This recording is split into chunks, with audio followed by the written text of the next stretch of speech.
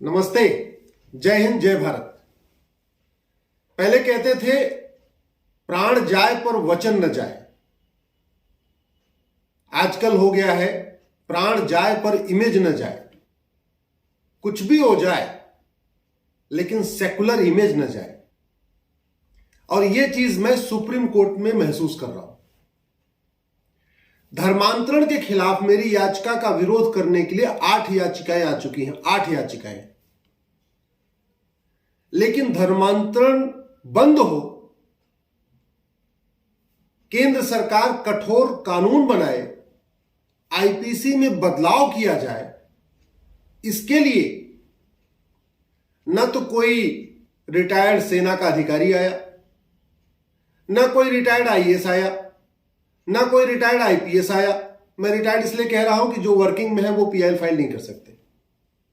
न कोई रिटायर्ड जज आया, न कोई रिटायर्ड प्रोफेसर आया। मैंने कई सेना के बड़े अधिकारियों से संपर्क किया और मैंने उनको नाम भी बताया कि फला फला फला जनरल लेवल के लोग सुप्रीम कोर्ट आते हैं, पीआईएल फाइल करते हैं, आप भी आइए। ठीक है, बताता हूं। बाद में कहे कि अरे लोग क्या सोचेंगे कि मैं तो सेना का जनरल रह चुका हूं। मैंने कई रिटायर्ड आईएएस से कहा, रिटायर्ड आईपीएस से कहा कि मैंने कहा भाई साहब फला फला फला आईएएस आईपीएस सुप्रीम कोर्ट आते रहते हैं, हाईकोर्ट जाते रहते हैं, आप भी आइए। जी बताता हूं। लेकिन बाद में ऐसा है यशवनी जी, थोड़ी अब हमारी इमेज खराब हो जाएगी ऐसे। तो प्राण जाए पर इमेज न जाए, यह आज का मोटो हो गया है। हमारे पूर्वज कहते थे धर्म की जय हो, अधर्म का नाश हो। आज हम पूरी तरीके से धर्म की जय तो कर रहे हैं। सब कह रहे हैं धर्म की जय हो, धर्म की जय हो, धर्म की जय हो। लेकिन अधर्म का नाश हो और उस पे आगे आके खड़े हो जाए, उसके लिए कोई काम नहीं कर रहा है। मुझे व्हाट्सएप करके, एसएमएस करके नए नए सुझाव देते रहेंगे, ये भी गड़बड़ है, ये भी गड़बड़ है, ये भी गड़बड़ है, ये भी गड़बड़ है। अश्विनी जी ये मुद्दा भी उठाइए, ये मुद्दा भी उठाइए, ये मुद्दा भी उठाइए। जो लोग सक्षम नहीं है, अगर वो केवल सलाह दे तो बात समझ में आती है। जो लोग सक्षम नहीं है, सुप्रीम कोर्ट नहीं आ सकते, उनके पास पैसा नहीं है, वो पीआईएल फाइल नहीं कर सकते, उनकी बात तो समझ में आती है, वो केवल सलाह ही दे सकते हैं।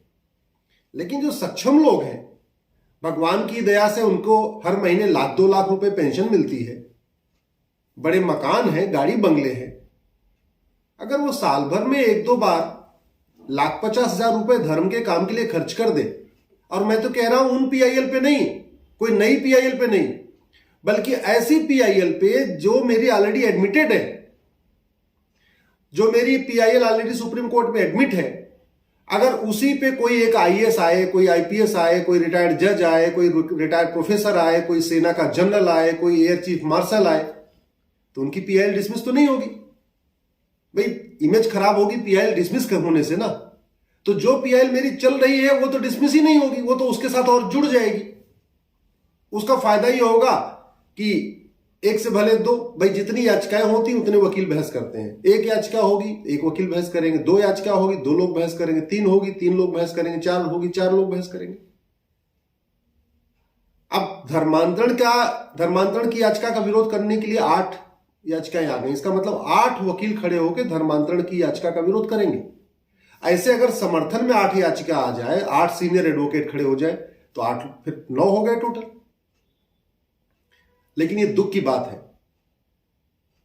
कि पर्सनल लॉ बोर्ड हर महीने हाई कोर्ट, सुप्रीम कोर्ट में याचिका फाइल करता है।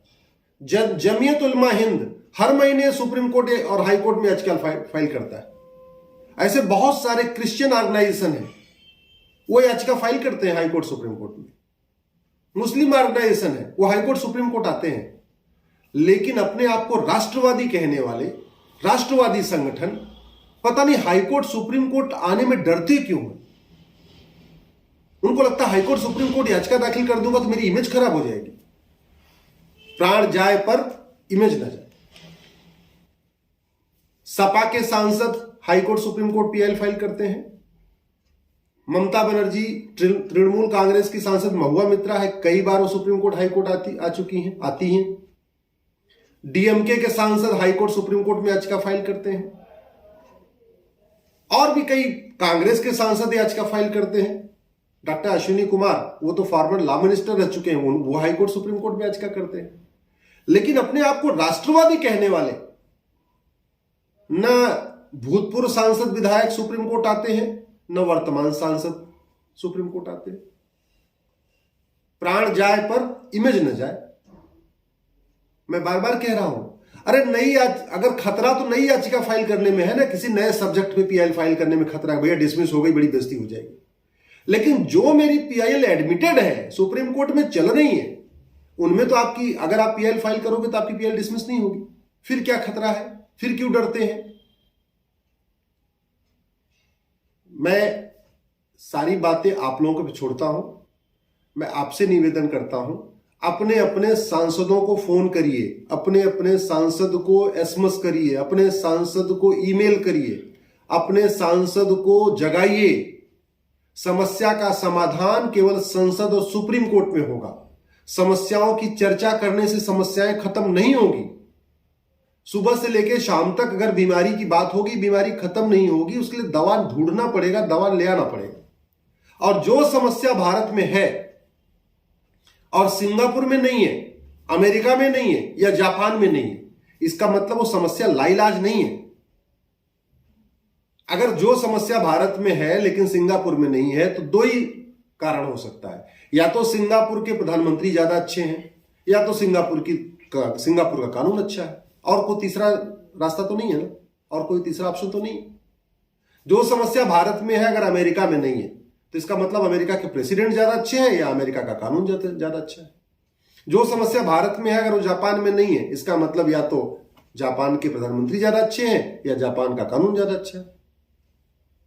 तो समस्याओं का समाधान संसद और सुप्रीम कोर्ट में होगा। मैं चूंकि सांसद नहीं हूं कि मैं संसद में प्राइवेट मेंबर बिल पेश करूं या संसद में शून्यकाल में आवाज उठाऊं या क्वेश्चन आवर में कुछ सवाल पूछूं, मैं तो नहीं कर सकता। मैं सुप्रीम कोर्ट में जो कर सकता हूं वो कर रहा हूं।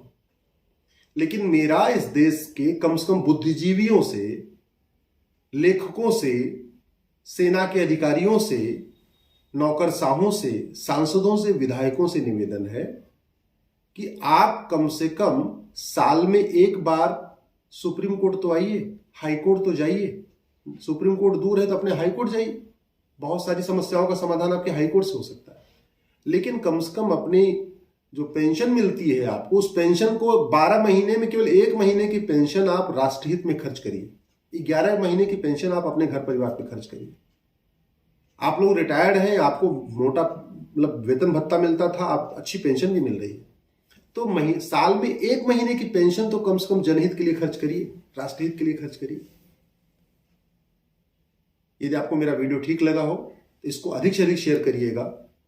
पूरे देश में इसको फैलाइए, पूरे देश में जन जागरण होगा। क्योंकि गलत लोगों के सक्रिय होने से जो खतरा है, उससे ज्यादा खतरा है अच्छे लोगों के निष्क्रिय होने से। अच्छे लोग जो निष्क्रिय होकर बैठे हुए हैं, उनको जगाना बहुत जरूरी है। जय हिंद, जय भारत।